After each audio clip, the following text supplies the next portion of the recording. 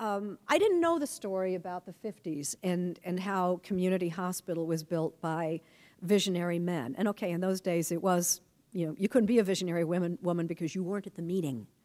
But, you know, in the 50s, these visionary men built this hospital.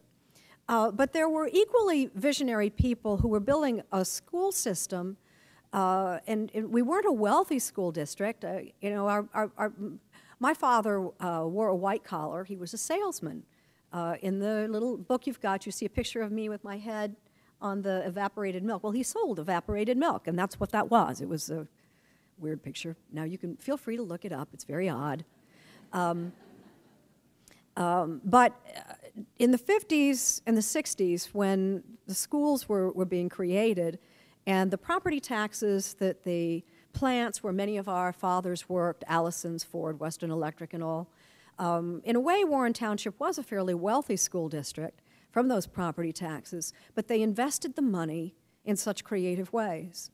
Harry Wilfong, who was the speech and debate coach, was only a little bit annoyed, like he was really annoyed, frankly, that he was merely the second highest paid member of the faculty at that time, after the basketball coach who had a somewhat successful to middling record.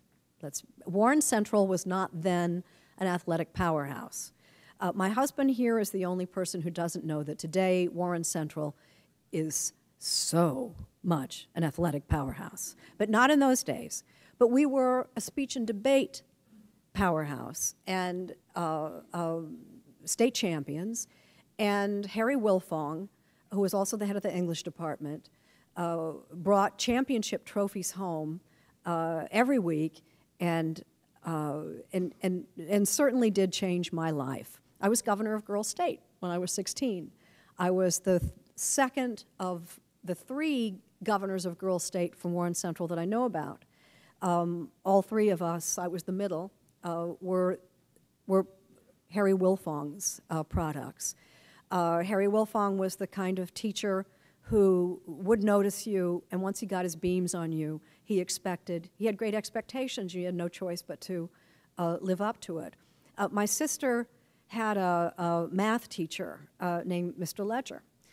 He has a grandson who was a member of Scott Black's team, and this young man I don't think knew what a great, great teacher of math Mr. Ledger was. He changed my sister's life. She was a math major she's really smart. Anne was a math major and went on to a very successful career in business where she was president of a manufacturing firm. They designed software that ran utilities and manufacturing. There weren't very many women in her field, much less president of the firm. She was the president. Her top staff were all 5 men named Bob. They were known as Bob, Bob, Bob, Bob, Bob, and Ann. Yeah. Well, you know, my sister owed Mr. Ledger and Mr. Klein. Now, I don't know their first names because who knew the first names of your teachers? Mr. Klein was the Latin teacher at Woodview, and he identified the talent in my sister. The faculty at Warren Central and Warren Township schools was tremendous. The programs were tremendous, so that to come back and see that Warren Central and you know, frankly, the kids don't know from, you know, who I am and you know, who is Jane Pauley. Even learning that I am somebody, all they want to know is, if you're somebody, do you know Jeff George? And after tonight, I am able to say, well, yes, we had dinner together the other night. Jeff. You knew Jeff was here. Yeah, Jeff George is here. Just stand up, Jeff. You know, it's exciting. Yeah. Mm-hmm. Warren Central produced, you know, a great athlete and NFL quarterback. But for some reason, the one thing Warren Township never did very well was toot its own horn. And I think part of my thrill in having my name on this clinic and the media that came out to watch me and my helpers cut the ribbon was to highlight the innovation that is happening in this school. Hey, why don't you build it in a school? I love the idea because being, as I said before, kind of a reality-based person with my feet on the ground, I think my interest in health and education is because I'm thinking of the kids in the sneakers, the kids who are in the classroom, whose futures could go any way. They could go well or they could go poorly. What kind of family situation they have, what kind of card they'll draw health-wise, or their parents have drawn health-wise, and finances and so forth. But they were blessed to grow up in this township, and that automatically, especially as of today, the Renaissance School in that neighborhood, their chances got appreciably better. There was one of the girls who helped me cut the ribbon. When we finished cutting the ribbon, for those of you who weren't there, it looked like musical notes. We all had a line of ribbon that we were assigned to cut. So how many? There were 6 ribbons altogether, so 5 kids and me. We each had our great big gigantic scissors, and we cut the ribbon. And we had been prepared to do this, but then the choreograph had stopped, but the cameras from the media were still on us. And so I had to ad-lib the choreography at this point, because we were just standing there with, ribbons dangling.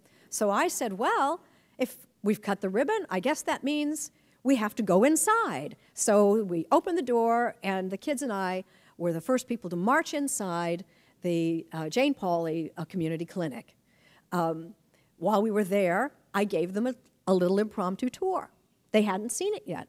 So I'm showing them, this is one of the examining rooms, and well, here's another. There are four examining rooms that look very familiar to you if you've ever been in a doctor's office. It looked for all the world like a doctor's office, because it was. And I explained to the kids that this was, in fact, a doctor's office, and that it would be there for them and their parents or their grandparents or their little brother or their big sister. It was for the community.